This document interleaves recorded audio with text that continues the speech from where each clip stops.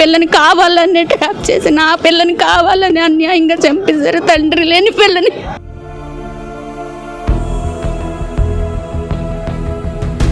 మా అక్కను గట్టి కొట్టడంతో మా అక్క పడిపోయింది.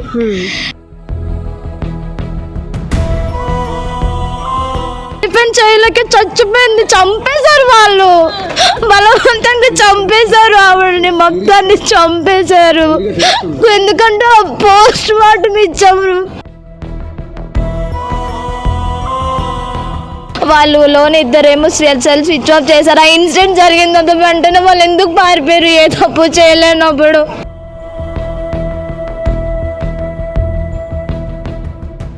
మా అమ్మాయి మృతి పైన మాకు అనేక రకాల అనుమానాలు ఉన్నాయి. ఇప్పటికీ మా అమ్మాయి అయితే మాత్రం ఆత్మహత్య చేసుకునేదంత పిరికిది కాదు.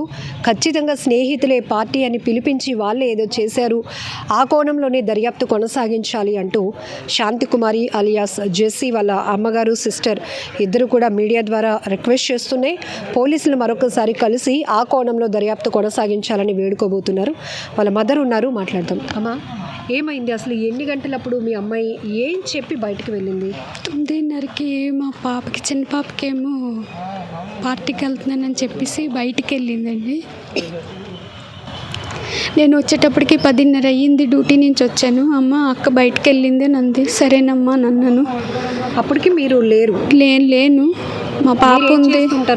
నేను సెక్యూరిటీగా చేస్తున్నానండి. నేను వచ్చేటప్పటికి 10:30 అయ్యింది. అయితే నేను వచ్చి ఇంకా ఇలాగా కూర్చున్నాను. మళ్ళీ వెంటనే మా పాప ఫోన్ చేసింది నాకు. ఫోన్ చేసి అమ్మ వచ్చావంటే వచ్చానని అన్నాను. అయితే తినేసి ట్యాబ్లెట్లు వేసుకోమ్మని అన్నది. సరేనమ్మా అన్నాను. నిజం తర్వాత నీకు బాగాలేదు కదమ్మా, రేపు హాస్పిటల్కి వెళ్దాము అని అన్నది. సరేనమ్మా అన్నాను. అంతే, ఫోన్ పెట్టేసిందండి. అది ఎన్ని గంటలకు లాస్ట్ కాల్ మీరు మాట్లాడింది? 10:26, 10:25 ఆ మధ్యలోనండి. ఇంకంతేనండి. నేను పడుకుంటూ పోయాను. నాకు నిద్ర పట్టేసింది. నేను మళ్ళీ నా కూతురికి ఫోన్ చేయలేదు. తెల్లవారు 5 గంటలకి మా చిన్న పాపకు ఫోన్ వచ్చింది, హాస్పిటల్లోని అక్క ఉందనేసి. తీరమ్మ చూసి పరిగెట్టి చెప్పారు. వాళ్ళ ఫ్రెండే ఒక అబ్బాయి ఫోన్ చేశాడు. ఆ అబ్బాయి పేరేంటో నాకు తెలియదు. వెళ్ళేటప్పటికి నా కూతురు సభ్యులు పడుకున్నట్టు. ఏమైంది లేదండి. నా కూతురు ఎప్పుడు చనిపోయిందో, ఎప్పుడు చంపేశారో అడిగేటప్పటికి ఊరేసుకుంది అన్నారండి. ఊరేసుకున్నంత పిరికిది కాదు నా కూతురు, ధైర్యవంతురాలు. అలా అనగారు లేనప్పుడే నిలబడ్డది. అంత బాధ, అంత వేదన అయితే నా కూతురికి లేదు. మా కోసమే ఆలోచిస్తుంది ఎప్పుడు. అలాంటిది నా కూతుర్ని దారుణంగా కొట్టేశారు. ఈ కొట్టి డబ్బులు ఉన్నాయండి, ఇవన్నీ నొప్పి, ఇవన్నీ డబ్బులేని అనుమానం వచ్చి మేము కంప్లైంట్ ఇచ్చాము స్టేషన్కి. వాళ్ళు పట్టుకున్నారు, స్టేషన్కి అప్పచెప్పాము. వాళ్ళు ఫిర్యాదు చేస్తున్నారు. మేము న్యాయం చేయమని అడిగాము. మీరు హాస్పిటల్కి వెళ్ళినప్పుడు వాళ్ళ ఫ్రెండ్స్ అందరూ ఉన్నారా, అక్కడి నుంచి వెళ్ళిపోయారు? ఉన్నారండి. వాళ్ళందరినీ పోలీసులు పట్టుకున్నారు, తీసుకొని వచ్చారు. ఎంతమంది ఉన్నారు? 3 ఉన్నారండి. 3 అబ్బాయిలే ఉన్నారా? అమ్మాయి కూడా ఉందా? అమ్మాయి కూడా ఉంది. మరి అమ్మాయిని అడిగే ప్రయత్నం చేశారా ఏం జరిగిందని? అమ్మాయి అయితే మమ్మల్ని ఫిట్స్ వచ్చింది, ఇలాగా ఫిట్స్ వస్తే నీళ్ళు కన్నీ బయటకు వచ్చాము, అది ఏదేదో చెప్పేసింది. కానీ అవేవి కాదండి, అవన్నీ అబద్ధమే చెప్పింది అమ్మాయి అయితే. ఏంటి ఇలా చెప్తుందని నేను లోపలికి వెళ్ళి చూసేటప్పటికే దెబ్బలు ఇవన్నీ చెయ్యం ఇలా కోసుకుపోయి ఉన్నది.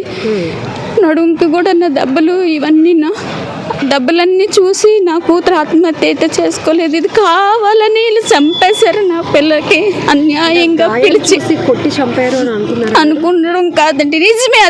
అది మాత్రం నిజమే. నా పిల్లని కావాలని ట్రాప్ చేసి నా పిల్లని కావాలని అన్యాయంగా చంపేశారు. తండ్రి లేని పిల్లని అన్యాయంగా చంపేశారు. నాకు న్యాయం కావాలి.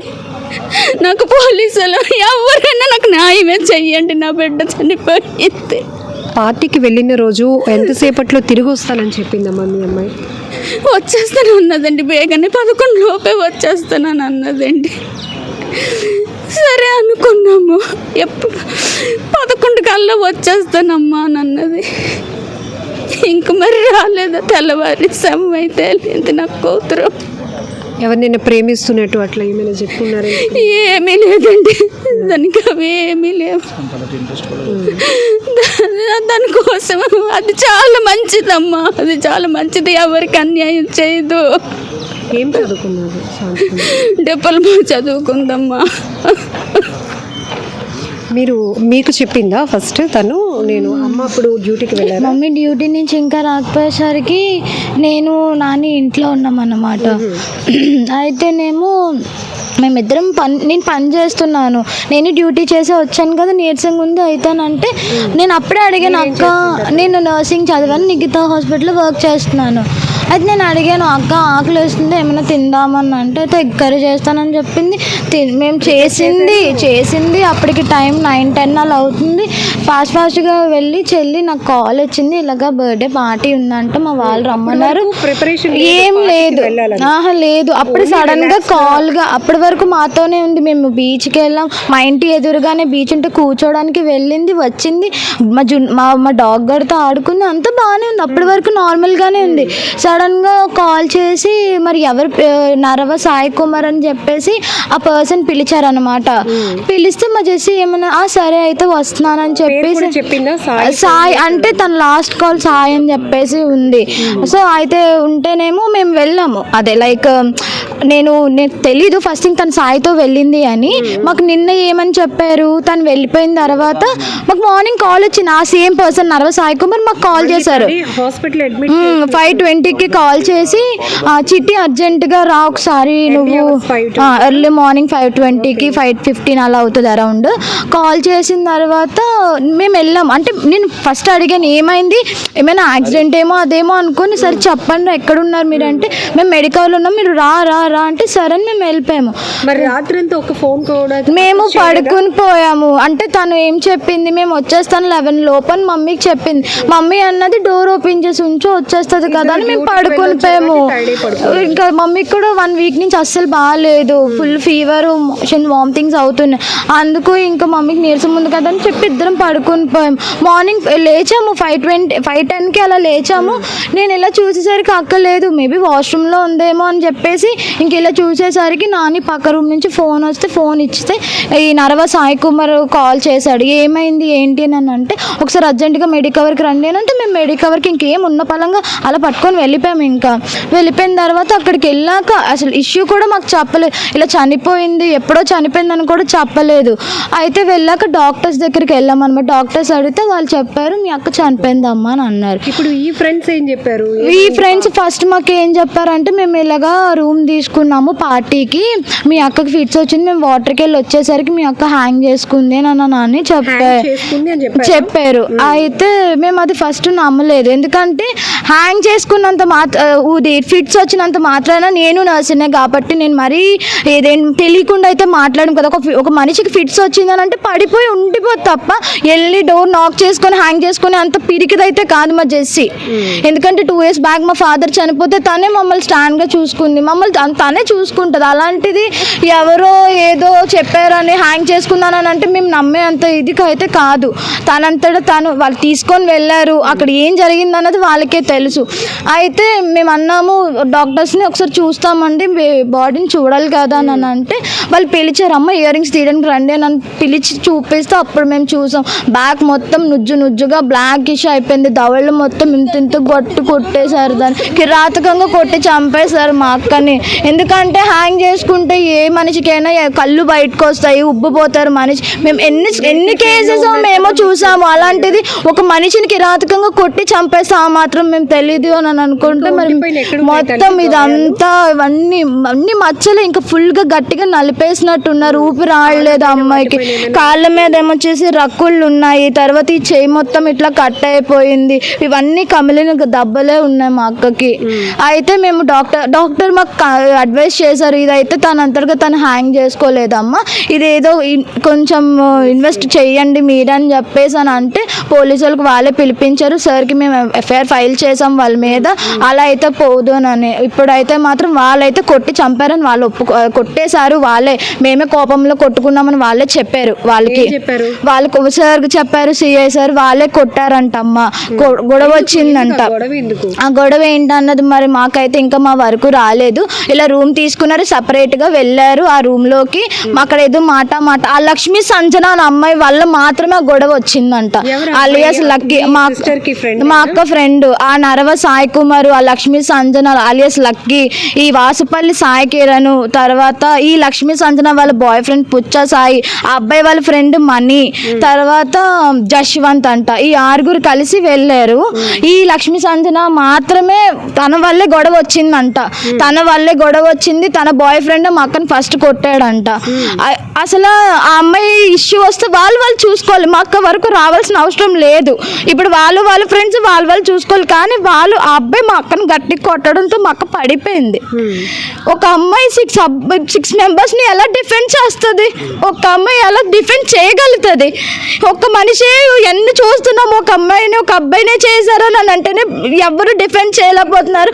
6 మా అక్క ఒక్కదల్లా డిఫెండ్ చేస్తుంది. డిఫెండ్ చేయలేక చచ్చిపోయింది. చంపేశారు వాళ్ళు, బలవంతంగా చంపేశారు ఆవిడని, మొత్తాన్ని చంపేశారు. ఎందుకంటే పోస్ట్ మార్టం ఇచ్చాము. వాళ్ళు దారుణంగా కొట్టేశారు. మా అక్కను మాత్రం చేత కొట్టేశారు. కిరాతకంగా ఒంటి నిండా గాయాలు ఉన్నాయి. చిన్న సూది గుచ్చుకుంటే 100 సార్లు చూపిస్తుంది మాకు. అలాంటిది ఎంత బతిమాలిందో వాళ్ళు పాపం. కానీ తల్లి అందరూ ఒక్కటైపోయారు అంటారా? వాళ్ళందరూ ఒక్కటైపోయి మా అక్కను కావాలనే ట్రాప్ చేసి పిలిచేలా చేశారు. నాకు మా అమ్మకి ఎవరు లేరు. దయచేసి మాకు న్యాయం జరగాలి. నిన్న హాస్పిటల్ కి అందరూ ఉన్నారా స్నేహితులు? వాళ్ళ స్నేహితుల్లోని 2 పరారయ్యారని చెప్పి పోలీసు వాళ్ళు చెప్పారు. అయితేనేమో వాళ్ళు వెతుకుతున్నాం అమ్మ అని చెప్పారు పోలీసు వాళ్ళు నిన్ననే. అయితేనేమో వాళ్ళలోని 2 సెల్ స్విచ్ ఆఫ్ చేశారు. ఆ ఇన్సిడెంట్ జరిగిందంత వెంటనే వాళ్ళు ఎందుకు పారిపోయారు? ఏ తప్పు చేయలేనప్పుడు ధైర్యంగా మాట్లాడాలి కదా. వాళ్ళిద్దరు పారిపోయి ఫోన్ స్విచ్ ఆఫ్ ఎందుకు చేసుకో? వీళ్ళు 4 ఎంతో డాక్టర్స్ దగ్గర, డాక్టర్స్ కూడా ఆశ్చర్యపోతున్నారు. ఎంతో నటించారు వీళ్ళు. ఏడ్ చేసి ఫిట్స్ వచ్చింది అంతా. వీళ్ళంతా ఒక ప్రీ ప్లానెడ్ గా ఎప్పుడో చనిపోయింది మా అక్క. అప్పటి వరకు వీళ్ళు చెప్పలేదు. వీళ్ళకి కూడా సడన్ గా తీసుకొని వచ్చి అన్ఎక్స్పెక్టెడ్ గా ఫిట్స్ వచ్చి పడిపోయింది, పల్స్ తగ్గిపోయిందని చెప్పి తీసుకొచ్చి జాయిన్ చేశారు. కానీ అప్పటికి మాకు పీక్ మొత్తం నులిపేసిన గాయాలన్నీ ఉన్నాయి మా దగ్గర. నిన్న మేము ఆ అమ్మాయిని అడిగాము, లక్ష్మీ సంజనాని అడిగాను ఏమని, ఎందుకు లక్కి అసలు ఏం జరిగింది? మేము వెళ్ళగానే మేము ఏమి అడగలేదు. అసలు ఏం జరిగింది, అక్కడ ఏమయ్యింది నాకు చెప్పంటే, మేము ఇలా రూమ్ తీసుకున్నాము, జెస్సీకి సడన్ గా ఫిట్స్ లా అనిపించింది. అయితే నేను వచ్చేసి అందరూ మేము వాటర్ తీసుకురావడానికి పరిగెట్టాము అని చెప్పేసి మేము వచ్చేసరికి డోర్ నాక్ చేస్తుంది. మేము డోరు గుణపంతో బదులు కొట్టితే జెస్సీ హ్యాంగ్ చేసుకుందని అక్కడ క్రియేట్ చేసాం. సెకండ్ టైం ఏం చెప్పారు, ఇలా ఫిట్స్ వచ్చినాయి జెస్సీకి, మేము వాటర్ తీసుకురావడానికి వెళ్ళి వచ్చేసరికి కింద పడిపోయి ఉందని చెప్పారు. ఇంకా పోలీసు వాళ్ళకి కూడా అనుమానం వచ్చింది. వాళ్ళు ఇక్కడ తీసుకొని వచ్చి వాళ్ళని అడిగాక వాళ్ళు కొట్టారు అని వాళ్ళు ఒప్పుకున్నారు. నేను ఎఫ్ఐఆర్లో కూడా అదే రాజు, వాళ్ళు కొట్టారు అని వాళ్ళు ఒప్పుకున్నారు. వాళ్ళు ఒప్పుకోవడం అది మనస్తాపంతో అయితే ఆత్మహత్య చేసుకోదు. దాన్ని బలవంతంగా చంపేశారు. వాళ్ళు బలవంతంగా తీసుకొని వెళ్ళి చంపేశారు. వాళ్ళే చంపేశారు. ఎందుకంటే మా అక్క ఆత్మహత్య చేసుకున్నది పిరికిదైతే కాదు. ఒక కుటుంబాన్ని చూసుకుంటుంది. ఏనాడు ఎవరితోనే ఒక గొడవ ఉండదు. మా ఇంటి పక్కలతో మాట్లాడుతాను, బతుకుతాను. అలాంటిది కావాలని వాళ్ళు తీసుకొని వెళ్ళి చంపేశారు మా అక్కని. మా అక్కకి న్యాయం జరగాలి. వాళ్ళందరికీ శిక్ష పడాలి. వాళ్ళందరూ మంచి వాళ్ళు కాదు. వాళ్ళు మంచి వాళ్ళు అయితే వీళ్ళు ఒక ఫ్రెండ్ని అలా చేయరు కదా. ఒక ఫ్రెండ్స్ నిజంగా ఉంటే వాళ్ళు అలా చేయరు. వాళ్ళైతే ఇప్పుడు హోటల్ మేనేజ్మెంట్ దగ్గరికి వెళ్ళాం తల్లి, ఇవేమైనా పట్టుకొని వచ్చున్నారా? బర్త్డే సెలబ్రేషన్ ఏదైనా ఉందా అంటే ఏ బర్త్డే కూడా లేదు మేడం, ఏ కేక్స్ లేవు. కేవలం 3 అబ్బాయిలు ముందు ఒక రూమ్ తీసుకున్నారు. క్రికెట్ మ్యాచ్ చూసి చిన్న పార్టీ చేసుకుంటాము అన్నారు. తర్వాత వీళ్ళు మళ్ళీ శాంతి కుమారి వచ్చి వేరే రూమ్ తీసుకున్నారు అని చెప్పారు. ఇంట్లో ఏమో బర్త్డే పార్టీ ఉంది చెల్లి అని చెప్పేసి వెళ్ళింది. బర్త్డే పార్టీ అని చెప్పింది. ఎందుకంటే తను వింటాను, నేను ఉన్నాను ఇక్కడ గిన్నెలు ఎలా తోముతున్నాను. తను చెప్పింది, చెల్లి నేను బర్త్డే పార్టీకి వెళ్ళొస్తాను, మ్యాక్స్ బేగా వచ్చేస్తాను, నీకేమైనా తీసుకొస్తాను అని అన్నది. ఆ వ్యూలోనే ఉన్నాం మేము. చేస్తున్నారు జాబ్ అంటే డాడీ చనిపోక ముందు వరకు వేరే దగ్గర మాధవదారులో చిన్న ఎల్క్యూబ్ టెక్నాలజీస్ అని వర్క్ చేసింది. తర్వాత డాడీ చనిపోయాక ఇంకా బ్యూటీషియన్ ఫీల్డ్, పెళ్ళిళ్ళకి మేక్ ఓవర్ చేయడము, డ్రేపింగ్స్ చేయడము, ఇలాంటివి ఫేషియల్స్ చేయడము, ఇలాగా బ్యూటీగా చేస్తుంది అనమాట. అలా చేసి మమ్మల్ని చూసుకునేది. ఇప్పుడు తను మీ ఫ్యామిలీకి బ్రెడ్ విన్నర్. తనే మా బలము. ఇంకా తను లేకపోతే ఇప్పుడు మేము నెక్స్ట్ ఏం చెయ్యాలి? ఇప్పుడు వీళ్ళంతా వచ్చారు, వీళ్ళంతా మా పక్కనే ఉన్నారు, కానీ మా అక్క లేకపోతే మేము ఏం చేయలేము. ఎందుకంటే నేను మా అమ్మ మా అక్క మీద ఆధారపడి బ్రతికేవాళ్ళం. మా నాన్న లేకపోయినా మేము బతికేమోనంటే మా అక్క మమ్మల్ని చూసుకోవడం వల్లే.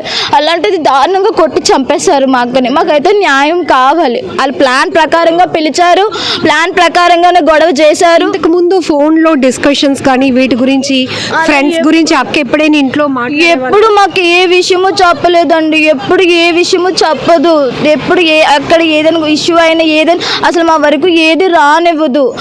అలా తనే అన్ని చూసుకుంటుంది. కానీ ఇంత చంపే అంత కోపాలు ఉన్నాయని కూడా మాకు తెలియదు. ఉంటే మా అక్క వెళ్ళదు కదా. ఇంతకు ముందు ఎప్పుడైనా ఇట్లా పార్టీ అని వెళ్ళి నైట్ అంతా ఫ్రెండ్స్ దగ్గర ముందంటే అసలు అంతలా ఏం ఉండదు. ఇప్పుడు ఇద్దరు ఒకవేళ వెళ్తే 6కో 7కో వెళ్తాం, మళ్ళీ మా ఇంటి ఎదురుగానే మాకు ఏదైనా ఉంటే అక్కడ కూర్చుంటాం, వస్తాం. అంతకు మించి ఇలాగా వెళ్ళి అర్ధరాత్రులు రావడం ఇలా ఏం ఉండేది కాదు. కానీ 100 మంది 100 రకాలుగా మాట్లాడినా మా అక్క అంటే ఏంటో మాకు తెలుసు, మా అందరికీ తెలుసు. మాకు న్యాయం కావాలి. వాళ్ళు మాత్రం వాళ్ళ వద్దలు పెట్టేదైతే ఎంత డ్రామా క్రియేట్ చేశారంటే వాళ్ళంతాను తనంతట తానే చనిపోయింది, తను పడిపోయింది, ఉరి తీసింది, అది ఇది అని చెప్పారు. కానీ అసలు అక్కడ ఏమీ లేదు. వాళ్ళు కొట్టి చంపేశారని వాళ్ళు ఒప్పుకున్నారు. ఫ్రెండ్స్ పార్టీ అని పిలిచారు. మా అక్క కూడా ఇంట్లో మాకు అదే విషయాన్ని చెప్పి ఇంటి నుంచి వెళ్ళింది. తను వచ్చేస్తుంది లేట్గానైనా అని చెప్పి డోర్స్ కూడా ఓపెన్ చేసి అక్క కోసం వెయిట్ చేశాము. తర్వాత అటు అమ్మ కూడా సెక్యూరిటీ గార్డ్గా పనిచేస్తున్నారు కాబట్టి తను హెల్త్ బాగోలేక తను పడుకున్నారు. నేను కూడా జాబ్ చేస్తున్నాను, నేను కూడా పడుకున్నాను. అయితే అక్క రాలేదు. కానీ తెల్లవారు 5 గంటల ప్రాంతం అప్పుడు ఎవరైతే ఫస్ట్ బర్త్డే పార్టీ అని అక్కకి కాల్ చేసి ఇన్వైట్ చేశారో మళ్ళీ ఆ ఫోన్ నుంచి అదే వ్యక్తి ఫోన్ చేసి మీ అక్కకి ఫిట్స్ వచ్చింది, మేము హాస్పిటల్లో అడ్మిట్ చేసామని కాల్ చేశారు. వెళ్ళి చూసేటప్పటికి ఒంటి నిండా బలమైన గాయాలు ఉన్నాయి. ఎవరైతే ఫ్రెండ్స్ ఉన్నారో వారందరూ మాత్రమే అక్కని దుర్భాషలాడి కొట్టడమే కాకుండా ఆమెను చంపేశారు అనేది మా అనుమానం. ఖచ్చితంగా వీరందరిపైన కూడా శిక్ష పడేలా చేసి మాకు న్యాయం చేయండి అంటూ శాంతికుమారి జేసీ వాళ్ళ మదర్, సిస్టర్ కూడా కోరుతున్నారు.